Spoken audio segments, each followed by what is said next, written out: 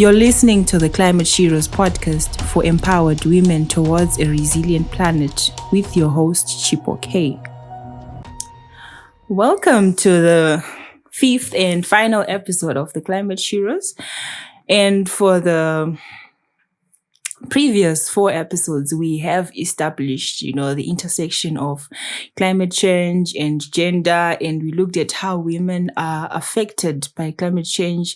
And there has been some highlights that actually indicate how women are disproportionately affected by climate change, which means, when it comes to being vulnerable to the conditions and the impacts that are brought by climate change, women suffer the most.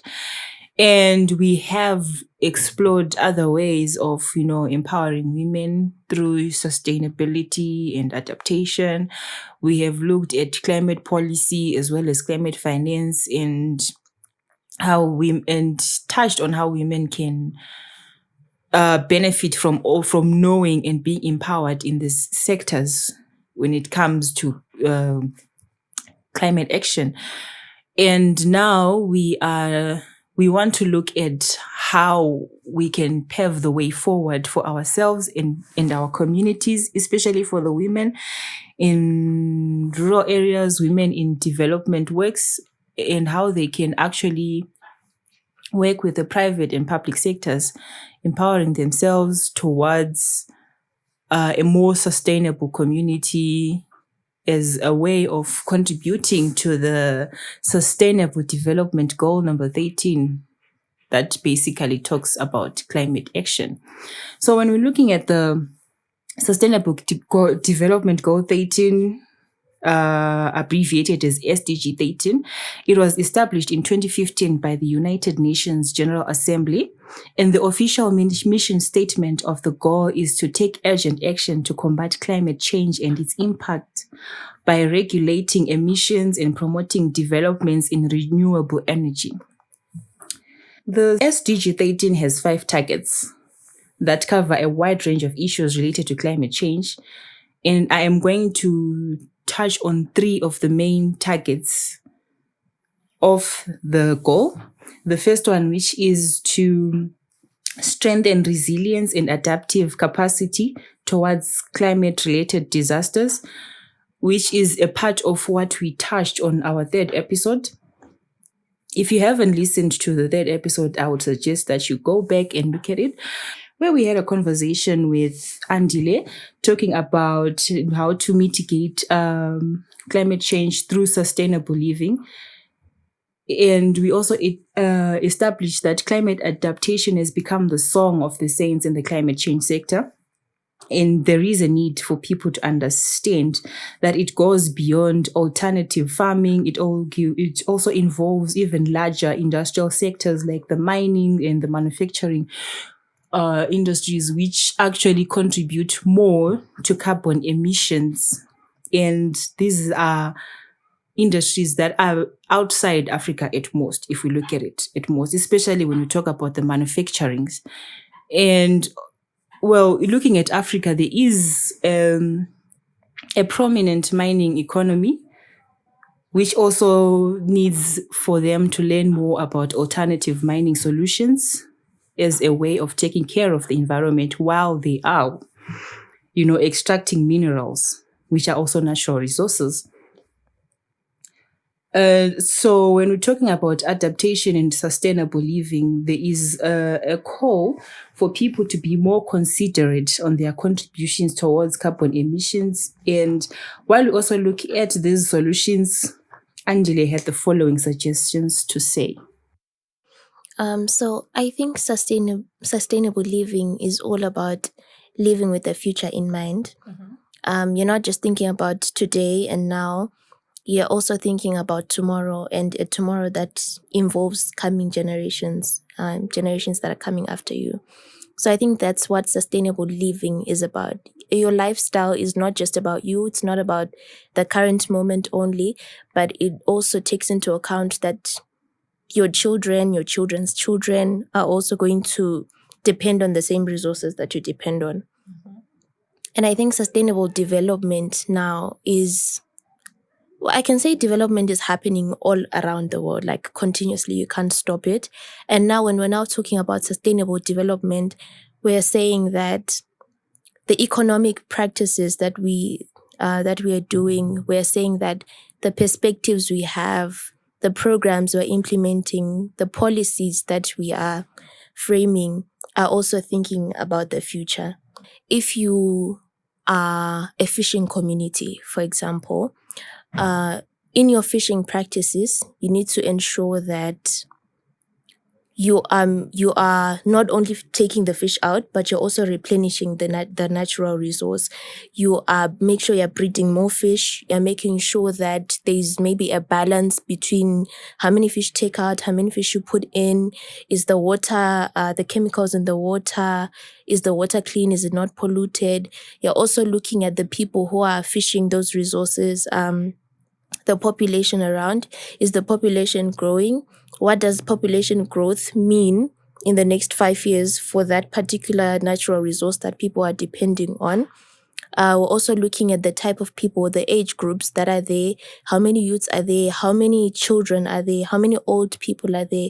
How many women are there? Are women being involved in the fishing, or it's just only male dominated? So we're looking at it economically, we're looking at it culturally, socially, religiously. So I think sustainable development in practical looks at all the aspects of like a particular community. And since we're talking about Zimbabwe being dependent on natural resources, we now look at a particular resource. Uguti, is this fishing community living in a sustainable manner? And is whatever development practices they're trying to put into place actually sustainable? If they're going to improve their fishing techniques, if they're going to build some sort of wall around, is it sustainable? Is it going to help the future generations? It has been established that one action in any of the 17 sustainable development goals positively affects the outcomes in all the other goals. And in the previous episodes, we have seen the intersection of climate and gender. And we have also established, like I've mentioned before, that women are the most affected by climate change. And when we look at the Sustainable Development Goal number 5, it is concerned with issues to do with gender equality and equity as a way of working together towards a global development. And this is why I would insist that empowering women towards climate change is essential if we are to develop resilience on our planet towards climate action. And in the first episode, we had a conversation with Zotile Zulu, who unpacked the intersection of climate change and gender, and she had the following suggestions that can be implemented towards this goal. I think for starters, it would be great to conduct a needs assessment and look at all the groups of people you have there. What are their needs? What are their challenges? And then developing a plan that incorporates all their needs. And awareness is also important, education and awareness. This information needs to be translated, broken down so it can reach every person in the community, because something that's very important to note when you're trying to bring about a change, people need to feel involved in whatever initiative you have, because if you turn your back, they're going to drop everything you just said. But if they take ownership of it and they're included and they are represented, then the longevity of it can be guaranteed, because those people are going to carry on the information. And I think another strategy would be trying to source climate finance. As it stands, a fun fact, only 1% of climate finance goes to women-led or women-oriented climate initiatives. That's just 1% that's a of huge funding. shortfall, in my opinion. So I think funding, and also the funding and the projects are given on a needs basis to which group is most vulnerable and underrepresented. And with the funds, there's potential to create green jobs and also the climate smart agriculture. Since we have a lot of subsistence farmers, to make sure that they're resilient in the face of climate change, that they have the skills needed to continue their livelihood. And another thing is the elderly women and the people in the rural areas, they have a wealth of information, indigenous knowledge systems. If these could be paired with acquired knowledge and the scientific knowledge, then it would really be great moving forward and in building a resilient community in the face of climate change. That is really great.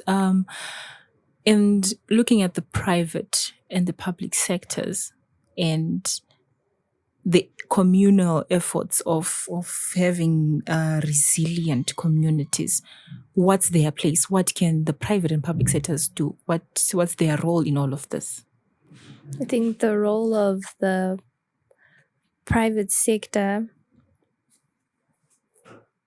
in terms of, I think they have that corporate social responsibility of not just greenwashing but actually playing a role, whether it's funding, whether it's raising awareness, and as well as reducing their own carbon footprint, sustainable production, because we can't continue doing things the way we've been doing them all these centuries, all these years. They need to come up with efficient ways of doing their operations so that their carbon footprint is reduced, as was the public sector as well. They also have that responsibility to reduce emissions and creating more green jobs.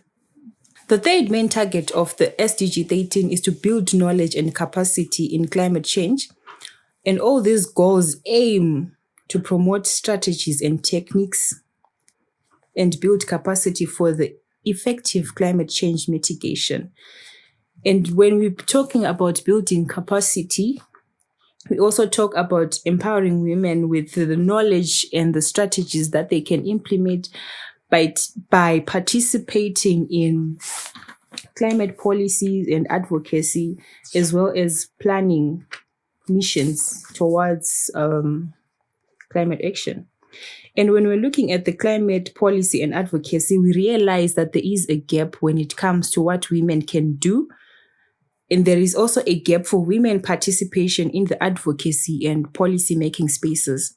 This gap has led to the deficiency of resources allocated to specifically for women in all their intersectional levels. Cynthia Maticha gave us a few suggestions of what women can do and amplify their voices. I believe the public sector is the policy formulator. It has to formulate rules and regulations which are stiff enough to everyone, including the public sector, keeping in mind that in as much as they are doing their business for money, they have a role that they need to play in conserving the environment and the ecosystem. This also means that the private sector plays a role in ensuring that in whatever they are doing, there is no much gas emission into the environment and ecosystem. This is how best they can collaborate together. The public sector as the policy formulator and the private sector follows the roles and ensuring that and it's a win-win situation to everyone. You are listening to the Climate Sheroes podcast presented to you by Chipo K with support from the Zimbabwe German Society. Check the show notes for more information about our guests and the amazing works they were doing towards climate action, and more resources and information on what you can learn and do towards the SDG 13 as your contribution to our combined efforts to mitigate climate change.